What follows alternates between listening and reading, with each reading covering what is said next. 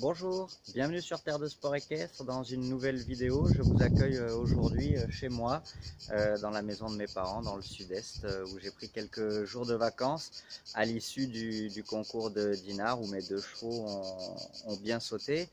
Et du coup, je me suis dit que j'allais vous faire une petite vidéo suite à l'échange que j'ai depuis ce concours de Dinard. J'ai rencontré via la page Facebook Terre de Sport Équestre une cavalière qui s'appelle Pauline et qui a un cheval, donc son cheval perso chez elle, avec lequel elle rencontre de petites difficultés. C'est un cheval qu'elle a acheté il y a quelques mois, avec qui ça se passait plutôt bien au début, et puis comme elle m'explique, peu à peu les petits soucis se sont révélés, et notamment les soucis du cheval qui chauffe à l'obstacle, qui du coup se débarrasse un peu des sauts, en sautant un petit peu creux, en fuyant un peu.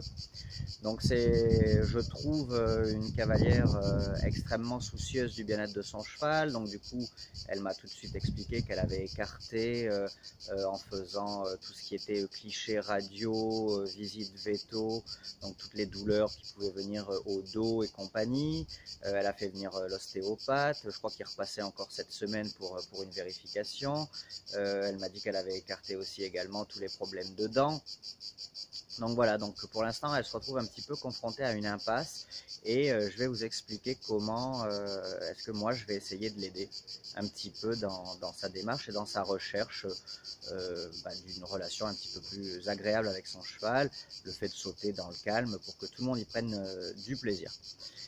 Donc avant ça, il faut aussi que je vous dise que du coup, voilà, comme elle était un petit peu perdue, elle a essayé dans un premier temps de mettre des morts un peu plus forts, un petit peu plus exigeants, en se disant comme ça, voilà, si le mort est un petit peu plus dur, je pourrais moi me permettre d'avoir une main beaucoup plus fine et légère, et du coup de laisser travailler entre guillemets en liberté dans l'enraînement ou dans l'embouchure.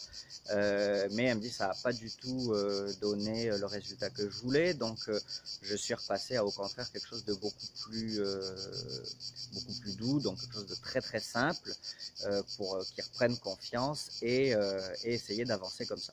Donc évidemment, pour ceux qui me connaissent, vous savez que c'est plutôt dans ce sens-là que je vais abonder, et que je vais lui proposer de travailler. Mais avec une petite particularité, c'est que d'expérience, j'ai eu le cas avec plusieurs chevaux. Ah, les cigales se sont arrêtées de chanter. Je ne sais pas si vous les entendez. Là, du coup, il y a plus cette douce mélodie des cigales pour m'accompagner. Oui, donc du coup, pour revenir aux chevaux, voilà, j'ai eu l'occasion dans ma vie de rencontrer plusieurs chevaux qui avaient un peu ce souci-là. Des chevaux qui se dépêchaient toujours, qui prenaient jamais vraiment le temps de sauter. Et donc, c'est vrai qu'on peut se retrouver assez vite perdu face à ce style de chevaux-là, et c'est un peu désarmant, quoi. Donc, voilà un petit conseil, voilà ce que moi je fais avec ce style de chevaux. Tout simplement, j'essaie de leur montrer que sauter, ça va pas être, entre guillemets, quelque chose de désagréable si ils le prennent dans le bon sens. Et pour ça, je vais donc multiplier les séances de tout petits obstacles. Donc l'objectif numéro 1, c'est leur montrer qu'ils peuvent aussi faire ça dans le calme. Donc du coup, je vais faire 3 voire 4 petites séances d'obstacles par semaine. Donc quand je vous dis ça, je parle bien de séances où les obstacles font grand maxi 60 cm, donc 50-60 cm, des petits cavaletti si vous voulez. Je vais réaliser, donc je vais monter un petit parcours de 5, 6, 7 obstacles, et je vais pendant 2, 3 ou 4 séances s'il le faut, passer chaque obstacle au petit trot. Donc du coup voilà, au bout d'un moment, le cheval il sait que on saute au trot, le petit parcours d'obstacles, 2 fois ça suffit. Donc vous voyez, il a fait entre 10 et 12, 14 sauts au trot. Et puis voilà, et puis la séance s'arrête tranquillement comme ça sur ces petites hauteurs là. Ensuite, peu peu à peu, je vais demander aux chevaux de partir au galop, et puis de transitionner vers le trot dès qu'on est en face d'un obstacle pour le sauter au trot, et ainsi de suite. Je repars au galop, je repasse au trot, je saute le deuxième au trot, je reprends le galop, je repasse au trot pour sauter le troisième au trot, et ainsi de suite.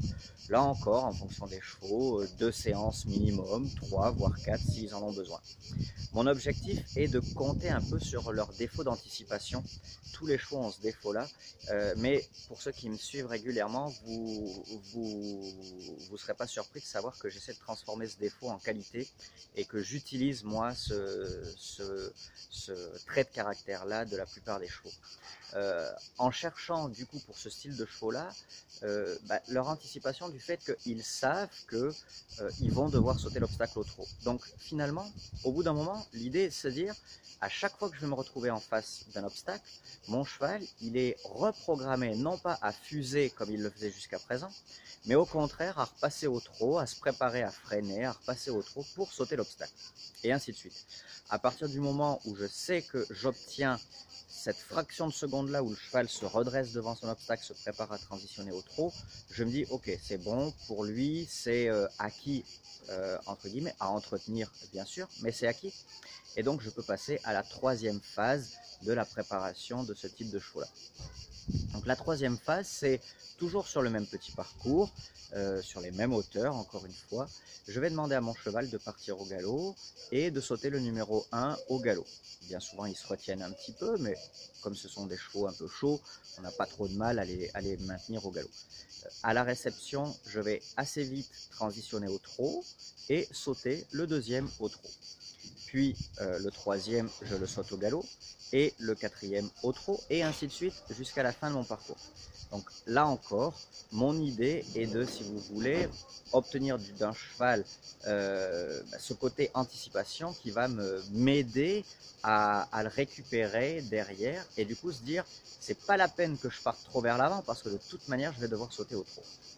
Dès lors que ça, encore une fois, c'est acquis, je vais pouvoir me concentrer sur la quatrième phase qui va être de sauter chaque obstacle au galop, mais pour aller très progressivement dans les étapes, je vais demander au cheval de sauter le numéro 1 au galop, puis je transitionne au trot, puis je repars au galop pour sauter le numéro 2 au galop, puis je retransitionne au trot, puis je reprends le galop, et ainsi de suite. Et donc là, du coup, encore une fois, vous avez toutes vos transitions, tout le panel de transitions qui vous permet de obtenir un cheval qui anticipe la transition descendante et qui du coup se prépare à se ralentir. Et c'est quand même bien là ce qu'on cherchait à obtenir, hein, puisque nos chevaux fusent et en se débarrassant de l'obstacle. Et là, du coup, on se retrouve avec des chevaux qui se préparent à se ralentir pour sauter ou après avoir sauté.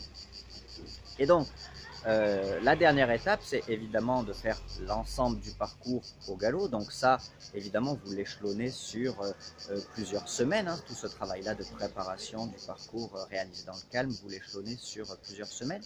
Mais assez vite, vous allez vous rendre compte que vous obtiendrez un cheval qui se grandit en se préparant à transitionner. Et donc, peu à peu, il va se déprogrammer de l'idée de fuser pour sauter. Et au contraire, il va se préparer à attendre ses sauts en attendant soit la transition descendante qui à un moment donné devant l'obstacle ne viendra plus, vous n'aurez plus besoin de lui demander, soit après l'obstacle, et là encore vous n'aurez plus besoin de la lui demander, mais le cheval s'y préparera quand même. Alors, je ne vous cache pas que pour ce type de chevaux-là, c'est quand même un travail de longue haleine. Il faudra régulièrement y revenir pour éviter que le cheval retombe dans ses travers. Mais globalement, avec ce type-là d'exercice, vous devriez assez vite constater de réels progrès et de réelles avancées. Et ensuite, qu'est-ce qu'il vous restera à faire? Peu à peu, c'est remonter un petit peu les barres pour vous entraîner sur vos côtes type concours, en essayant de vous concentrer à ne jamais lancer votre cheval trop vers l'avant devant un obstacle et ne jamais créer, vous, ce mouvement trop vers l'avant qui, du coup, reprogrammerait très rapidement le cheval à repartir dans ce défaut-là. Voilà, bah écoutez, j'espère que ça va vous aider comme ça a pu m'aider moi et que ça va sans nul doute aider Pauline. Si vous avez des questions, n'hésitez pas à les mettre en commentaire dans cette vidéo ou à me contacter directement sur la page via Messenger de la page Facebook Terre de Sport Équestre. On se retrouve très rapidement pour une nouvelle vidéo. N'hésitez pas à vous abonner à la chaîne, comme ça vous serez toujours informé des nouvelles vidéos qui sortent et des petits conseils que je peux vous donner. On se retrouve très vite, soit sur la chaîne YouTube, soit sur terredesportéquestre.com. À bientôt, salut!